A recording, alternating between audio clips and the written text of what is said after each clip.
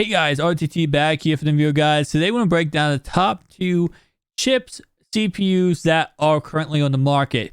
Tomorrow we will be seeing the AMD Ryzen 5000 series, including their top of the line 5950X, which will retail for around $750. And the question is that going to be the CPU you should pick up? Or should you go with the i9-10900K, which a lot of people are saying is like a flaming CPU, meaning that you're going to have to get a 360mm cooling block on this bad boy, or else you are going to be causing a whole entire house fire. Now, personally speaking, that's what some people are saying. And personally, looking at a lot of reviews of this chip, I currently have the 9900K. But a lot of people are saying that is false, and it is just people being stupid and crazy. So with that in mind, this is how I'm going to go ahead and put it. So for example, obviously, if you have currently an AMD system, and you most likely your socket is not going to go ahead unless you have a new motherboard, it's not going to go ahead and, be able to support the 5000 series. So unless you have like a Hero, an Asus Hero, a motherboard, you're probably going to have to buy a new motherboard. So the question is the same thing with you. If you say you have an Intel, I currently have an NZXT motherboard. So if I want to upgrade to the 10th generation, I would have to buy a brand new motherboard. So the question now becomes, if I'm going to buy a brand new motherboard anyway, right, to replace my current one, because I want to get the most power out of my 3090 FE edition, what should I do? Should I, theoretically speaking, go for the 10th generation Intel, or should I go for the AMD? Now, the first thing, before you break down all the stats and which one is faster, which one is slower, you have to ask yourself this one question. What are you buying this chip for? Are you trying to build the best gaming PC possible? Are you trying to build the fastest workstation possible? Now, if your answer to that question is gaming, you always go Intel. Intel is a very good gaming graphics, a good gaming, platform. But I know AMD, hey, calm down. I'm getting to it. I promise you, I know what you're commenting. I'm going to get to AMD, okay? We're going to talk about the good game. There is really good gaming right now for AMD. But for the most part, Intel, better for gaming overall. If you're like, hey, I do 3D graphic design, I do Photoshop, like Photoshop's really that big. If you do, kind of more graphic design and more like a animation type stuff, like you do Blender and stuff, AMD. You want to go AMD. Because AMD is going to give you a lot of good when it comes to design. Gaming, Intel, AMD design. Now, for that guy in the corner right there who's been raising his hand this whole entire video, let's talk about it. So, AMD, the new 5000 series is very good for gaming. It's very, very good. It's, according to them, it's better than the 3900X, which is currently one of the best. Actually, is the best. I think I can proudly say that. The best gaming CPU for AMD. Now, comparing that to the 9900K, it's very comparable. It's a really good CPU. I think, personally speaking, the 10900K is better than the AMD, 3900, but that's not really important because the 5000 series is here. So let's talk about that. So the AMD, the thing with the 5000 series is that they did also release Big Navi. Big Navi comes out in 3 different editions, and that comes out this December 18th. It's November 18th for the first 2, but the one a lot of people want is December 18th. And, it's December 3rd. It comes out with Big Navi 6900 XT. The reason why I mentioned a graphics card when I'm talking about CPUs, I'll say right now, it's because these Zen 3 5000 series, they match up so well with the Big Navi 6900 XT.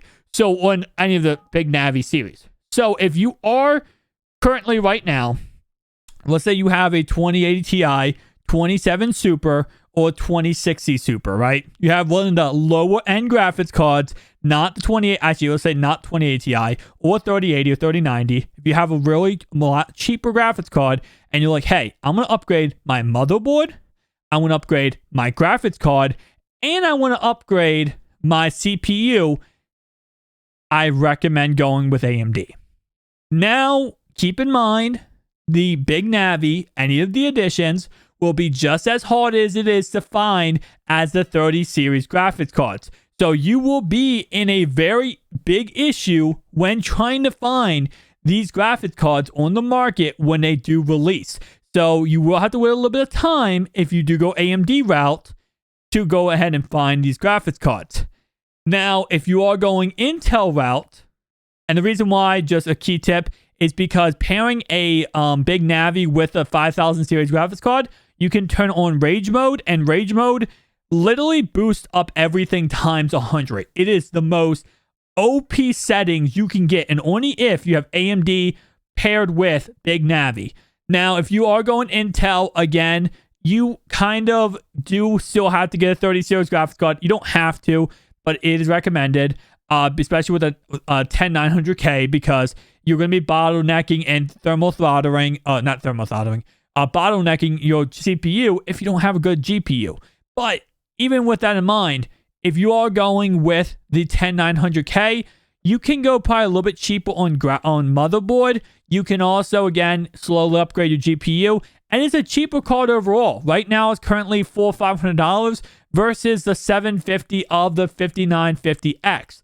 So if you are going with that route, it's a little bit cheaper for Intel, and you're not really getting the best pairing of the two, which does kind of suck. So let's now talk about, after 6 minutes and 7 minutes in video, let's talk about the comparison of what they actually look like and the stats, everything like that. So AMD has 16 cores versus Intel 10 cores, which again, like I said, if you look at that and you're like, that's why I'm going AMD because I'm a gamer. Gaming will never need more than 10 cores. If you're strictly going gaming, go with Intel. 16 cores is not important for gaming. Don't worry about the cores if you're going for strictly gaming. If you're going for workstation and gaming, cores do matter. Well, not for the gaming part, for the workstation part. So if you're just going strictly gaming, Intel. Like I said, guys, base frequency is faster for Intel. Turbo is faster for Intel. Cache memory is better for AMD. And mass memory capacity is the same. DDR4 3200 versus 2933. Max memory channels 2 versus 2. Max PCA lanes 20 versus 16. Of course, another thing, just key tip, AMD is going to let you have on your motherboards PCI slot 4.0. And for Intel, you're going to have PCI 3.0. So it's a little bit faster for the graphics card, a little bit more power. I know it's not much of a difference, but it's still a little bit of a difference. So what's the verdict here, okay? We'll go and look a little bit more. I'll show you guys on the screen some more details on, what the geek bench is of each one. So what's the overall thing? Well, going back to what I said in the beginning, if you're going gaming, you want to go with Intel. Unless you are going to be pairing a Big Navi with this. If you want to go with 30 series graphics card, go with Intel. If you want to go with Big Navi, you're going to have to wait for Big Navi, maybe pay up a little bit, but recommendation would be going with AMD. And it's not like you can't use a Big Navi with Intel. You can. You most importantly can. But the amount of benefits you're going to get by going AMD route overall, and like I said, if you're trying to get either of these graphics cards, either of these CPUs, you're going to be upgrading your motherboard anyway, so you're going to have to rip out everything and get a new motherboard. Recommendation would be going AMD. You're getting Big Navi. If you're like, hey, and especially because I know a lot of people who could not get a 30 series and now is like, okay, I'm going Big Navi. What should I do?